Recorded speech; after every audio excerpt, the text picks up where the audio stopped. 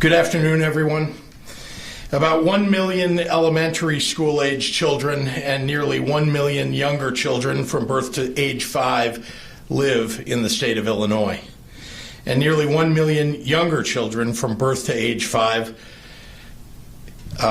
are important to all of us, as are all the children of the state. As your governor and as a parent, I can say with confidence that every single one of our families has had to adjust their approach to caring for their children during the last several weeks.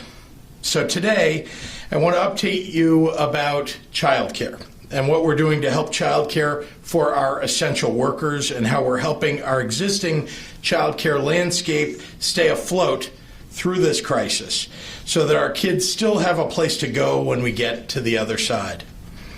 To be clear, during this crisis, children who can stay home should stay home. And that means really at home, not going on play dates or hanging out with friends. As hard as this may be, we need our youngest Illinoisans to follow this guidance just like everyone else. Young people can catch COVID-19 and they can be carriers of COVID-19.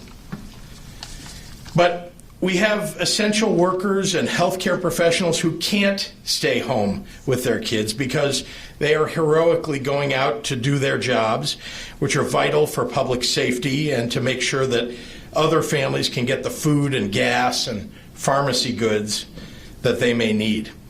Our essential workforce deserves to know that their kids are safe and cared for in a small and affordable group setting. I'm proud that here in Illinois, effective April 1st, all essential workers in healthcare, human services, essential government services, and essential infrastructure now qualify for the state's Child Care Assistance Program, meaning that the state will cover most, if not all, of the cost of care with our emergency child care providers. That includes everyone from nurses and doctors to support staff in hospitals to grocery store clerks and food producers. If you are an essential worker, full details and applications for assistance are available now on our Illinois Department of Human Services website and our state COVID-19 response website. That's at coronavirus.illinois.gov.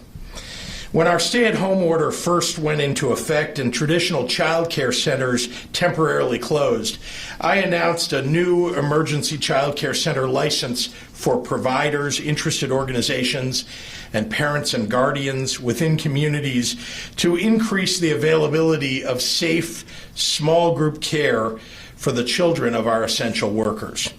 As of this weekend, over 550 centers are running under the emergency child care permit. Additionally, over 1,500 home child care providers have reported that they're still providing care, many of them on the critical night and weekend shifts that are so important for our essential workers. I cannot stress enough the difference that all of these providers are making in the lives of not just the families that they serve, but all Illinoisans. Here's just one example of a center's impact. In Harvard, Illinois, in McHenry County, there is a Gold Circle of Quality certified daycare and learning center called Brown Bear, run by a remarkable director, Sheila Henson. Sheila has Brown Bear operating from 6 a.m. to 5:30 p.m., caring for the children of Harvard's community members who work in local grocery stores, on farms, and in the local milk processing plant. Sheila is not only providing an important benefit for those workers, she's also making it possible for everyone else to get milk that they process at that facility and the food that they produce. Nearly everyone in Harvard ought to be grateful to Sheila Henson. That's true for our home providers, too. In East St. Louis, Tina Branch Williams runs a home center caring for 6 children during the day and 5 others at night, making sure that the healthcare workers and first responders in her community have the support that they need. These emergency child care providers are just another example of the incredible ways in which Illinoisans have stepped up to maintain normalcy where we can, while we take up the fight against COVID-19.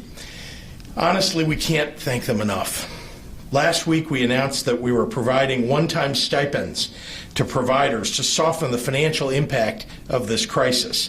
Already, over 1,100 homes and centers have applied, and those who haven't yet can do so now by contacting their local child care resource and referral agency or by downloading the application from our coronavirus.illinois.gov website. We also made sure that our Preschool for All grantees and Prevention Initiative grantees had the flexibility that they needed to use grant funds to address emergency child care needs in their communities. Unfortunately, the federal Head Start program has actually done the exact opposite, making it very difficult for Head Start programs to use their staff or facilities to respond to the needs of non-Head Start families in their communities who may need care. I've urged the federal government to take a hard look at what we're doing here in Illinois and reconsider how they're operating Head Start until we get through this current crisis. Today in Illinois, we're building on our support for emergency child care centers, helping out the ones already running and hopefully encouraging others to join. We will be paying enhanced reimbursement rates for emergency child care effective April 1st of 30% above the rates that we usually pay to reflect the additional costs of providing care in smaller groups. Child care centers that are interested in reopening as emergency centers can still apply for a permit through the Department of Children and Family Services.